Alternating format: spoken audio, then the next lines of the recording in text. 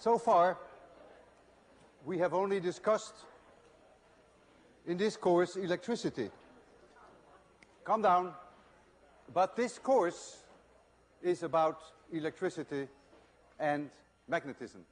Today, I'm going to talk about magnetism. In the 5th century BC, the Greeks already knew that there are some rocks that attract bits of iron. And they are very plentiful in the district of Magnesia, and so that's where the name magnet and magnetism comes from. The rocks contain iron oxide, which we will call a magnetite. In 1100 AD, the Chinese used these needles of magnetite to make compasses, and in the 13th century, it was discovered that magnetites have two places of maximum attraction, which we call poles. So if you take one piece of magnetite, it always has two poles. Let's call one pole A and the other B. A and A repel each other, B and B repel each other, but A and B attract each other. There is a huge difference between electricity and magnetism. With electricity, you also have two polarities, but you are free to choose a plus or a minus pole. With magnetism, you don't have that choice. The poles always come in pairs. Isolated magnetic poles do not exist, or as a physicist would say, magnetic monopoles do not exist, as far as we know. If anyone finds a magnetic monopole, and don't think that people are not looking, that would certainly be worth a Nobel Prize. In principle, they could exist, but as far as we know, they don't exist. They have never been seen. Electric monopoles do exist. If you have a plus charge, that's an electric monopole. You have a minus charge, electric charge, that is an electric monopole. If you have a plus and a minus of equal strength, that is an electric dipole. Whenever you have a magnet, you always have a magnetic dipole. There is no such thing as a magnetic monopole. In the 16th century, Gilbert discovered that the Earth is really a giant magnet, and he experimented with compasses, and he was effectively the first person to map out the magnetic field of the Earth. And if you take one of those magnetite needles, and the needle is pointing in this direction, which is the direction of northern Canada, then by convention we call this side of the needle north, and we call this side of the needle south.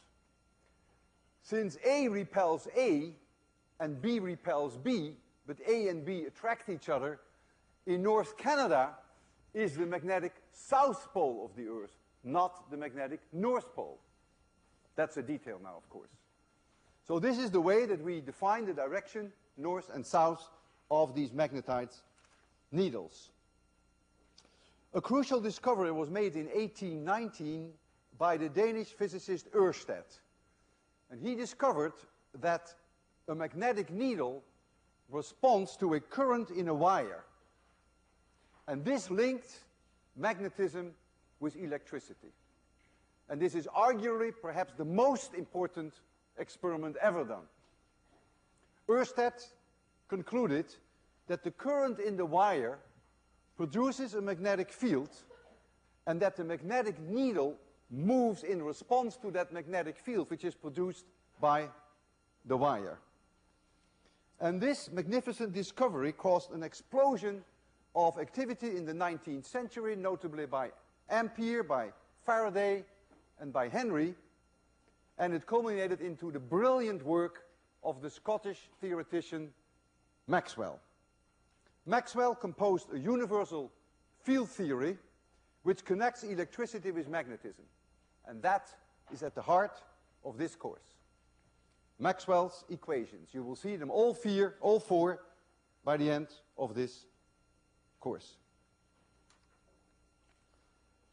If I have a current, a wire, let's say the wire is perpendicular to the blackboard, and the current goes into the blackboard, I put a cross in there. If the current comes out of the blackboard, I put a dot there. And there is a historical reason for that. You've always talked about vectors in 1801 and in other courses, but you've never seen a vector. And I'm going to show you a vector. This is a vector. And this is when it comes to you. That's when you see a dot. And this is when it goes away from you. That's when you see a cross. So this current, when it's going into the blackboard, I can put these magnetite needles in its vicinity, and they will then do this.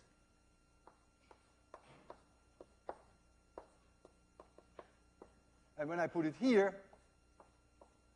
it will go like this. And they follow the tangents of a circle, and this is the way that we define magnetic field and the direction of the magnetic field, namely that the magnetic field, for which we always write the symbol B, magnetic fields, is now in the clockwise direction. By convention, current goes into the blackboard. And if you ever forget that, use what we call the right-hand corkscrew rule. If you take a corkscrew and you turn it clockwise, the corkscrew goes in the board. That connects the B with the current. If you take a corkscrew and you rotate it counterclockwise, then the corkscrew would come to you, comes out of the cork. And that's how you find the magnetic field going around current wires. It's just a convention. I want to show you how a magnetic needle responds to a current. I have here a wire through which I'm going to run a fabulous amount of current, something like 300 amperes. And you're going to see that wire there. I'm going to get my lights right. Let me see how I want it to go. This is the way I want it to go. Get you optimum light there. When I draw a current, here you see the magnetite, we call it a compass nowadays, and it's lined up in the direction of the magnetic fields of the Earth. We're going to run 300 amperes through here, and it will change the direction. It will change the direction, which is, there's going to be a magnetic field around the wire like this, so it will go like this. The current that I run is so high that things begin to smell and smoke within seconds. The battery is not going to like it when I draw such a high current. I can therefore do it only for a few seconds. So this compass will swing in this direction and it starts to oscillate. I can't keep the current so long that it stops the oscillation. So I will stop it by hand and convince you that that's really the equilibrium position. So if you're ready for that, so we get now connection. Watch it. 3, 2, 1, 0. There it goes. And I will stop it. The current is still going. That is the equilibrium position. And I will stop the current. And now I will reverse the current in the opposite direction. And now you will see that it swings backwards. It's 180 degrees in a different direction. 3, 2, 1, 0. There it goes. I will stop it. Few seconds, that's the equilibrium position, and I let it go. So you've seen that indeed the magnetic needle responded to the magnetic field that was produced by the wire. This was the great discovery by Ørsted. The discovery, this demonstration all by itself, may not be very spectacular for you, but historically it is of enormous importance. I would argue perhaps the most important demonstration, the most important research ever done in physics, because it connects electricity with magnetism. It was the foundation of the creation of the whole concept of a field theory. Action equals minus reaction, and that means that if a wire that runs a current has a force on a magnet, then of course the magnet must also exert a force on the wire. And I'm going to demonstrate that to you too. But now I have a much more potent magnet, for which I will use this one. And the magnet will not move. It's so heavy that it can't move. So now you will only see the wire move. And the basic idea is then as follows. Here is that magnet.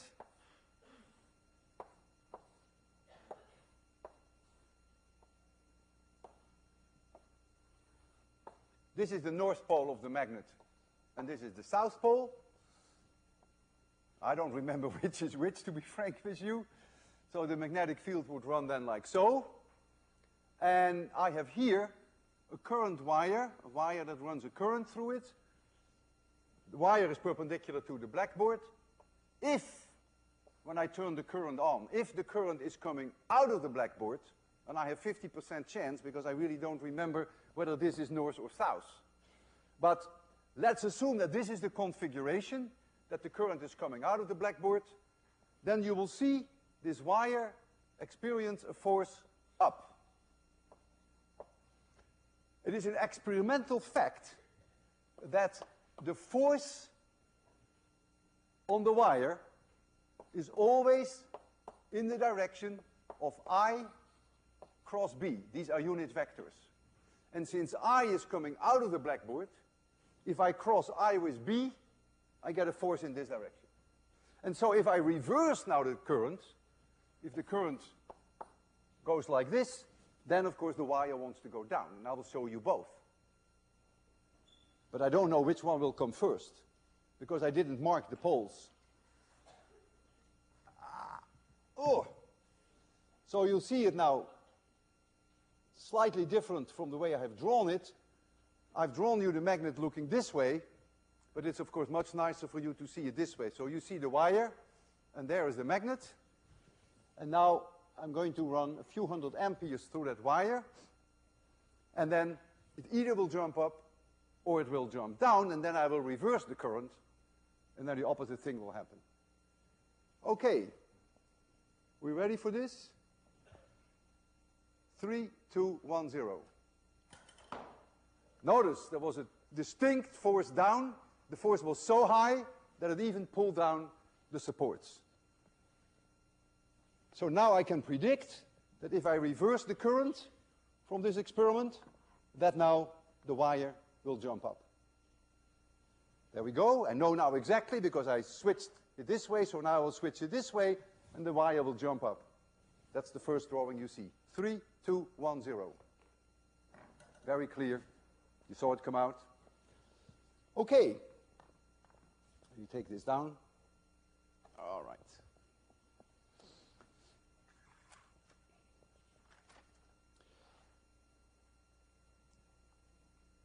If I have a wire through which I run a current, let's say I run a current I1 through this wire, it will produce a magnetic field, right-hand corkscrew. Right here, that magnetic field will be in the blackboard. I'll call it B1. Right here, it will be out of the blackboard. But that's irrelevant right now. But it is out of the blackboard. Here, it's in the blackboard. And here, I have another wire. I'm going to run a current I2. There will be a force now on this wire in the direction I cross B. Take your hand, I cross B, that force is up. So this wire will experience a force up. But of course, if this wire experiences a force up, since action equals minus reaction, this wire will experience a force down. So they will go towards each other. They will be attracted by each other. You can, in an independent way, confirm that the force here is down. So this is the force. For me, it would be enough to say action equals minus reaction, Newton's third law. But if you want to put in here the magnetic field B2, which is the result of this current, which is, of course, out of the blackboard, remember the right-hand corkscrew rule, then you will see that this force now here must be in the direction of I1 cross with B2, and that's down, which is exactly what I predicted. So the two wires will go towards each other. However, if I leave everything the same, but I reverse the direction of I2, so now the two currents are in opposite direction, then the forces will flip over, and so now the two wires repel each other. and I will demonstrate that to you.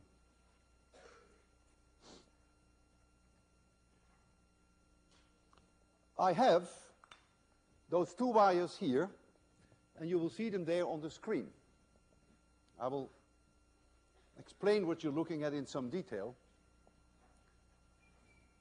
The two wires run vertically. This is one wire, and this is the other wire. And when I run a current in the same direction, then they will attract each other. And you will see that shortly. 3, 2, 1, 0. See, they go towards each other. I will do it again. Now, if I run the currents in opposite directions, they will repel each other. Now I run them in opposite direction. They repel each other. I'll do it again. 3, 2, 1, 0. They repel each other. The reason why I showed you this demonstration is a different one.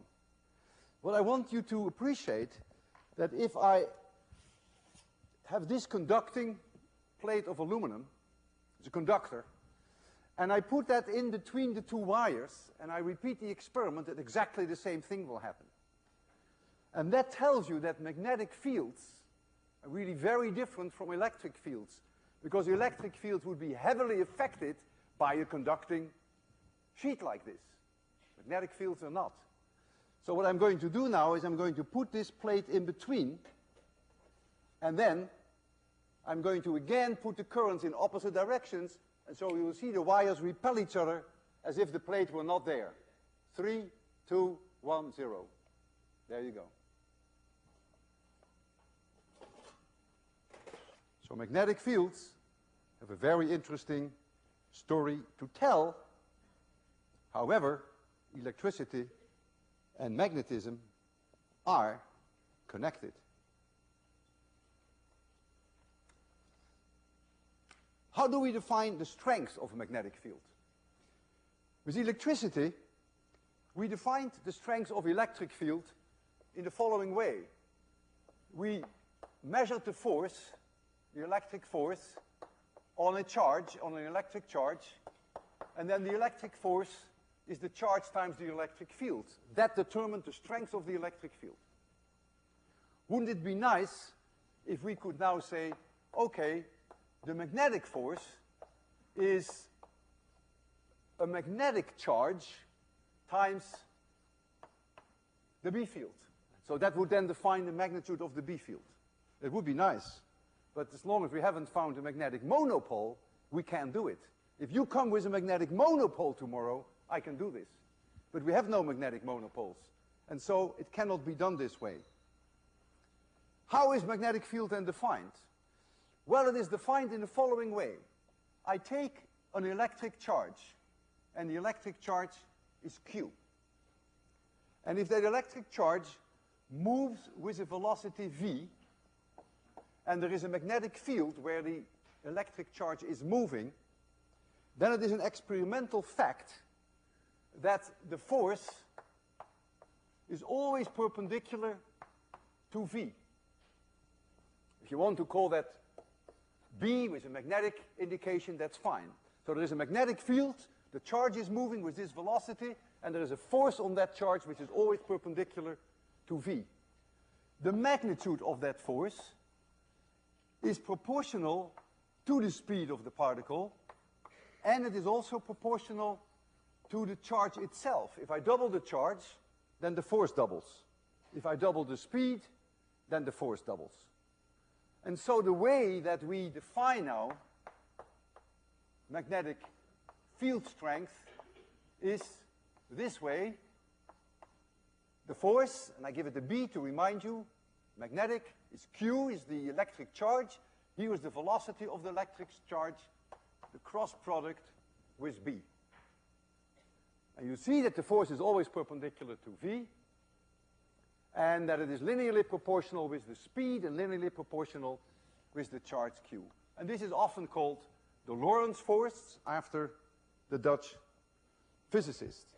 This equation is completely sign sensitive. If you change from a positive charge to a negative charge, then the force flips over 180 degrees. You change the direction of V, force flips over. Change the direction of B, force flips over. So it's a completely sign sensitive equation. The unit for magnetic field strength follows from this equation. This is newtons, Q is Coulomb, and V is meters per second. So this would be the unit for magnetic field strength, but no one would ever say that. In SI units, this would be SI units, we call that 1 Tesla, for which we write 1 capital T. A Tesla is an extremely strong magnetic field. The magnetic field of this magnet is only 2/10 of a Tesla, and that's a very strong magnet. We often use, therefore, a unit which is the Gauss, which is not an SI unit, but you'll see it often in books, and 1 Gauss is 10 to the minus 4 Tesla. The Earth's magnetic field is roughly half a Gauss. And so this magnet is about 2 kilogauss. But the SI unit is Tesla.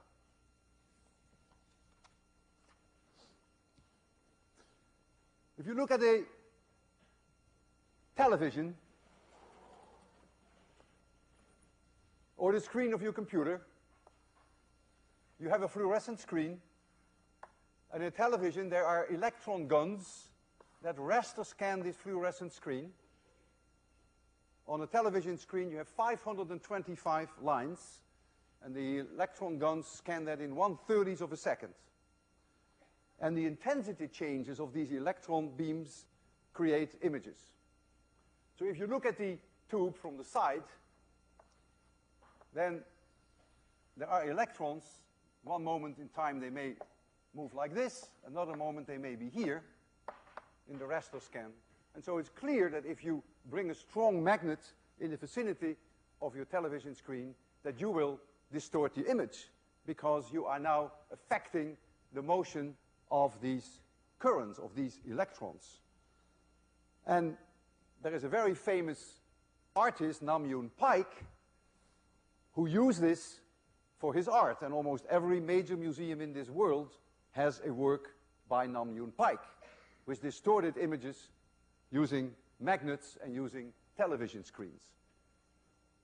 I don't want to compete with Namjoon Paik, but I do want to show this to you. I have there a television set, and I have a very strong magnet, and I will try to distort that image and give you the best light that we know how to. And I suggest we try to find a program that we hate. So here is my magnet. Oh man, this is an extremely strong magnet. And let's turn on the television and let's see what we can get first.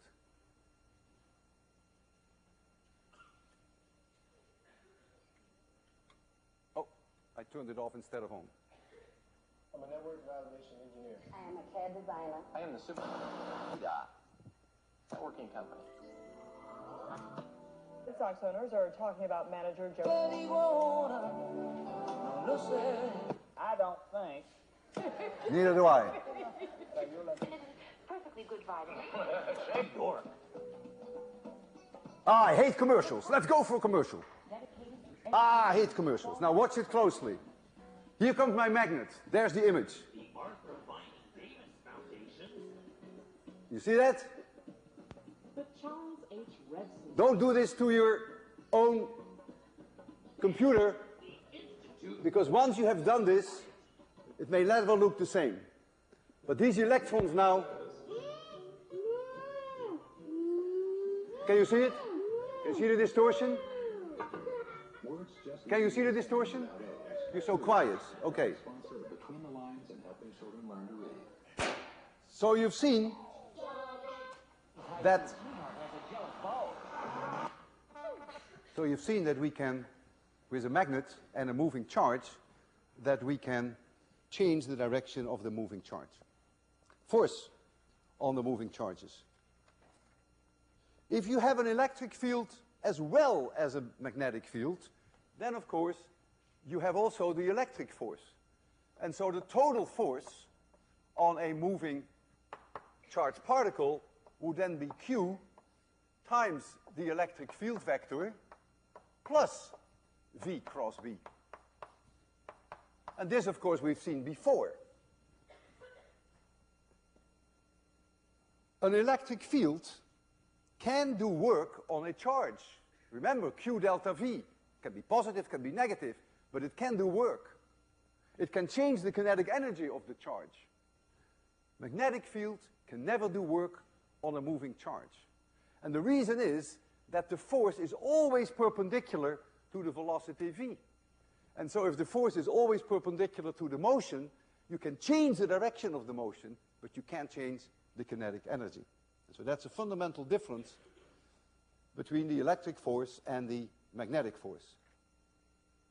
So now I want to calculate with you the force on a current that runs a wire I through it, and we have a magnetic field B. So we're going to be more and more quantitative. This, by the way, is often also called the Lorentz force, just a combination of the two. That one certainly is. So let us start with a wire, and the wire runs a current through. Here's the wire, and the current is I.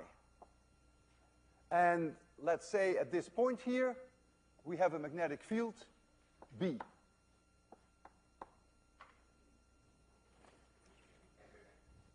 And the magnetic field could be different along the wire, in principle. Here, I have a charge plus dq, and this charge is running through the wire with a drift velocity Vd. Let's first think about what happens if the current is zero. If the current is zero at room temperature, these free electrons in these wires have huge speeds, 3 million meters per second, way larger than the drift velocity. But they are in all chaotic directions. Random motion, it's a thermal motion. And so on each individual charge, there will be a force, but they average out to be zero. It's not until I run a current that these charges are going to walk through with a very slow drift velocity, and now, of course, the net force is not zero. So let's have this charge dq that moves in this direction, and so that gives me a current. And let this angle be theta between them. Theta is going to be important because it's a cross product between velocity and b. That means the sign of this theta comes in later. You will say, I hope you will say, well, listen, man, this is ridiculous. Positive charges don't move through wires. It is the electrons that move through wires. They are responsible for the current. And electrons have a negative charge, and they go in this direction. You're right. Perfectly fine. However, a negative charge going in this direction is mathematically exactly the same as a positive charge going in that direction. In both cases, do we agree that the current is in this direction? So I have preferred, for mathematical reasons, to take a plus dq charge going in this direction rather than taking a minus dq charge that goes with the drift velocity in that direction. So there is no difference at all in the outcome that you will see. So on this charge, there is a force, dF. This is this magnetic force, and that is the charge dq, that equation, times v cross b. Well, v was that drift velocity, and here is the magnetic field at this location. The current through the wire, everywhere in the wire, must be dq dt, because that's the definition of current. How many coulombs per second? The current is always dq dt. So I can also write this as I dt times Vd cross B. But I remember 801, that Vd times dt, that is a speed times a time, is a distance. And I call that distance dl. It's a distance along the wire. I will put the distance in here now because I don't want to clutter up my drawing. So this charge in time dt moves over that distance. That's a vector, 801. So I can write down for this product, I can write down dl. So I can also write down that df of b equals I times dl cross b. What is this telling you? This is the force of a wire over a small segment of the wire which has length dl. I is the current through the wire, and B is the local magnetic field at that location dl. That's what it means. And if you want to know the entire force on the wire, you have to do the integral along the whole wire. And so you have to do an integral along the entire wire, and at every portion dl you have to determine what B is, and you get then a force, which is a vector, and you have to add those vectors vectorially. Could be a pain in the neck, but that's the basic idea. So now I want to calculate what the force was on this wire roughly when we ran 300 amperes through there.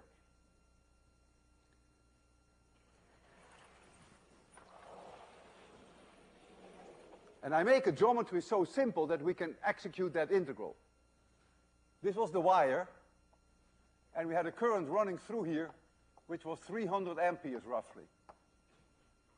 And we have a magnetic field, which was right in the gap there. That magnetic field, B,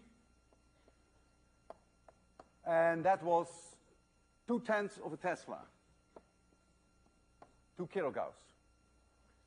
And that magnetic field was only operating here, wasn't operating there. And I make the assumption, which is a simplifying assumption, that that magnetic field was constant over a portion of the wire which was, say, only 10 centimeters. And so I assume here that I have a length which is 0.1 meter, and that in this range here, the magnetic field is constant. I just want to get a rough number for the force on that wire. So now I can integrate that equation very easily because I have assumed that the magnetic field is perpendicular to the direction dl, because dl is now in this direction. So the sine of theta is 1, so I don't have to worry about that. And so I simply get that the force on this section F, on this section L, that force, call it F of B if you want to, is the current I, which we have there. We get the length L, which is this length, multiplied by the magnetic field. There is no sine I anywhere because the angles are 90 degrees. And so I find that that force is 300 times 0.1 times 0.2. So that is 30 times 0.2. That is about 6 Newton. 6 Newton is more than the weight of 1 pound. And so it is not so surprising that when I turn this current on, that something all of a sudden pulls that wire down with a weight that is equivalent of a little more than a pound, almost 1.5 pounds actually. And so it's not so surprising that these supports fell over. So you see that you can turn this quantitatively, provided that you make some simplifying assumptions about the uniformity of the magnetic field and about where the magnetic field is present. Now, I want to talk about the great 802 motor contest. We're about to start on this great 802 motor contest. You got an envelope today. and I'm going to start to tell you slowly about the physics. The goal is ultimately to build a motor. If I have a current loop, here's a current loop. Current comes in at A, and I'll try to make you look at it three-dimensionally, which is not so easy. This is, the current goes out here at D. This is a current loop. Current goes through here, goes through here, goes through here, and returns here. And we have a magnetic field, and we will assume that the magnetic field is constant throughout in this direction. There is a force right here on this wire in the direction I cross B. That force is up. There is a force here on this wire, which is of course down. Magnetic field is in the same direction. The current is in the opposite direction, so the force is down. If this wire has a length A, this wire has a length A, that force, the magnitude of that force, is the current through the wire times the length of the wire times the B field. We just derived that. It is that integral. We just assume that the magnetic field is constant everywhere here. They're at 90-degree angles, so the sine of theta is 1, and so that's the force. What is the force here and what is the force here? Well, it's 0. 0 here, and it is 0 here. Why is that? Because the cross product is 0. No matter how you look at it, you can say dl and b are either in the same direction or in opposite directions. You can also say the drift velocity and b are either in the same or the opposite direction. It's all the same thing. There is no force here, and there is no force here. Because that equation that we had that gives us the magnetic force becomes 0. The sine of that angle is 0. So what's going to happen with this thing? Well, there is a torque on this system. There is no net force, because this force up is the same as this force down. But there is a torque which wants to rotate it in counterclockwise direction.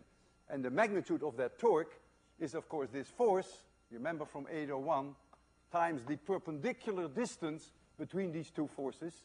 And so the magnitude of that torque is I times AB times B at this moment in time, when the forces are this far apart.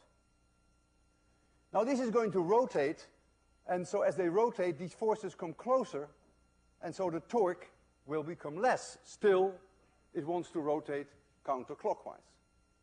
And there comes a time, 90 degrees later, that the torque is 0. And I will try to make you see that again in a three-dimensional way. It's not so easy for me. Now this is D. This has become D. The current always leaves at D. I'll try to make you see this three-dimensionally. Goes like this. The current comes in here at A. So we get this, and we get this. Doesn't look so bad. And the magnetic field B has not changed. Uniform B in the same direction.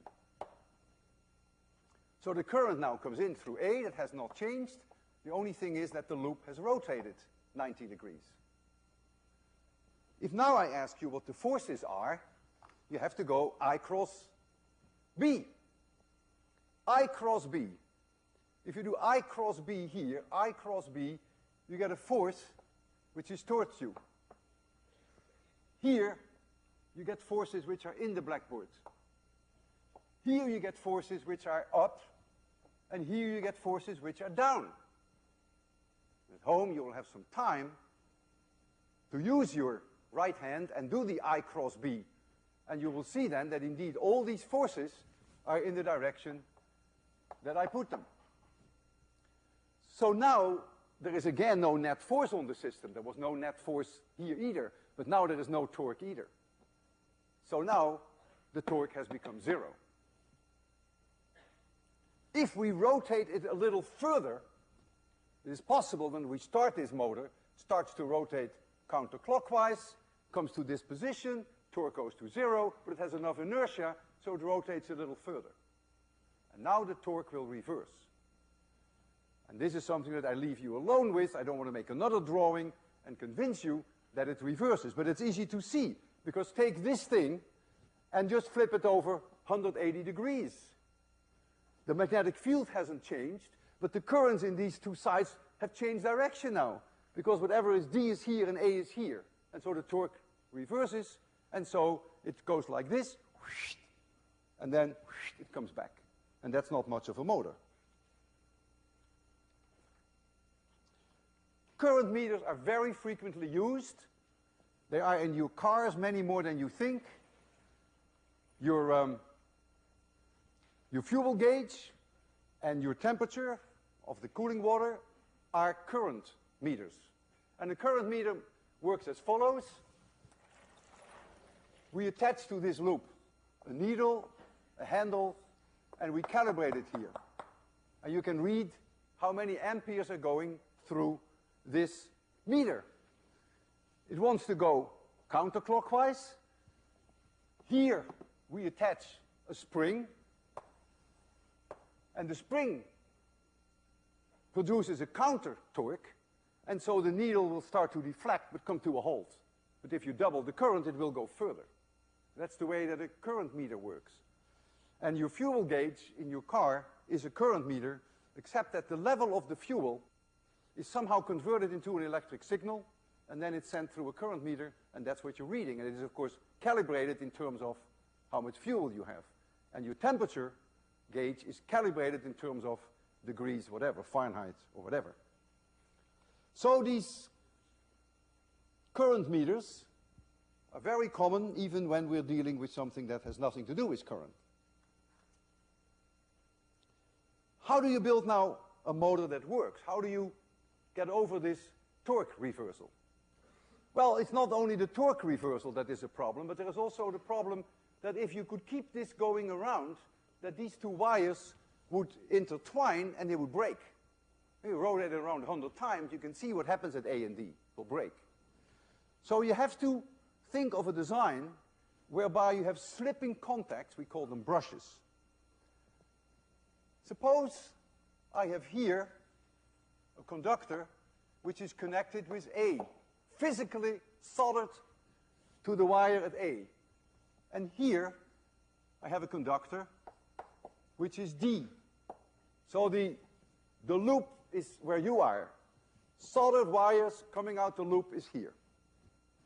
But now the battery, plus side of the battery is here, and the minus side of the battery of here, and this is a slipping contact. In practice, we call them brushes. So that immediately takes care of the problem that the wires wind up. But there's something else which is very clever about this design. If the gap between A and D is an insulator, then what's going to happen when this rotates 180 degrees, A, which now is on the positive side of the battery, this is negative of course, A is now on the positive side of the battery. If you rotate 180 degrees, A will be on the negative side of the battery. So now every rotation, the current will, all by itself, change direction. And we call that a commutator. And so now, what's going to happen is, now the torque reversal will not occur. If at the right moment, the current switches direction, the torque will always want to rotate the loop in exactly the same direction. And that's the idea behind a commutator. The Great 802 Motor Contest. You have an envelope. When you open it up, don't do it now. You'll find in there a copper wire, 2 meters insulated copper wire, 2 magnets, 2 paper clips, and some wood. And the idea is that you try to build a motor that runs as fast as possible. For every 100 RPM, and RPM is a rotation per minute, for every 100 RPM, I'll give you 1 credit point with a maximum of 20 credit points. So if your motor runs 2,000 RPM or more, you get 20 credit points. That is equivalent to 2 homework assignments. And these credit points come over and above your course grade. You have my word for that. We'll give you a final course grade, the way that you've seen in the ground rules, the first handout, and we add your motor contest, what you deserved. For every 100 RPM, You get 1 point plus with a maximum of 20. And we're going to test these motors on the 2nd of April. And I gave you a handout in which I give you some hints, some ideas. There's one idea that I gave you which you may ignore, and that is to overcome the torque reversal. You can build a commutator. That's really not easy. Not only is it not easy, but when you build a commutator, your system may get a lot of friction, and you may lose more than you gain. There is an alternative solution, which I mentioned in my handout that you picked up today, and that is that you design your motor in such a way that when the torque reversal occurs, that there is no current running anymore. And when it is half a rotation further, the torque is there again, the current is there again. So for half the time, you stop the current. You'll see that's very easy. I give you some hints how you do that. So you have to weigh that against the possibility of building a commutator. The bottom line is, the maximum is 20 credit points. That's an equivalent of 2 homework assignments. You get it over and above your course grade. And it's also great fun, believe me. What more do you want? To do physics, get credit, and have fun. That's what I do every day. That's the great thing about physics.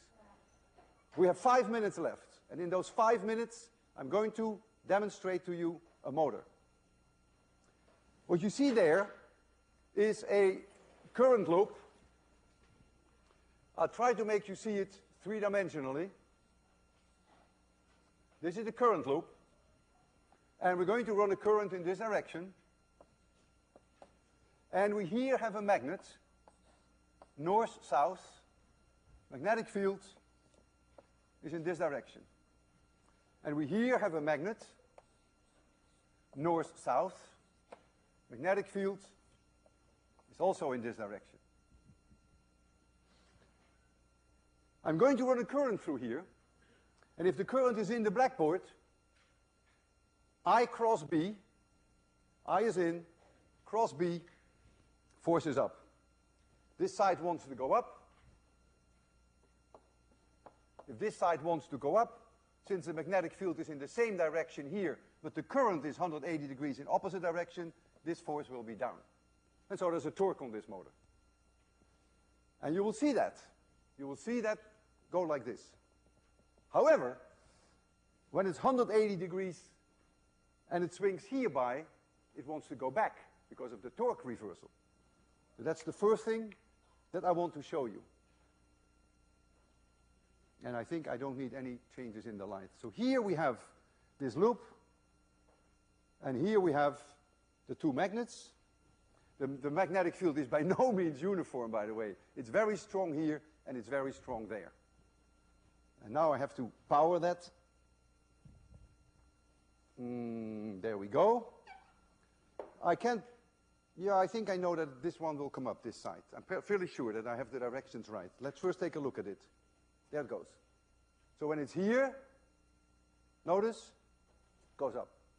But now, if I power it here again, it wants to go back. So here, it wants to go up, and here, it wants to go back. So we've got to do something. And that something is a commutator.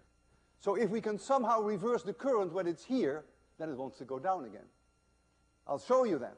So now it's here, and I'll drive the current in the other direction. You ready for that? You notice it now wants to go down. Now it wants to go down. But when it's here, I have to reverse the current. It wants to go up. And if I do that with my hand, I can see whether I can keep this rotating. It may take me a while, but I'll do my best I can. There it goes. Switch, switch, switch, switch, switch, switch, switch, switch, switch. Yeah, got it. Yeah, got it. I'm a commutator.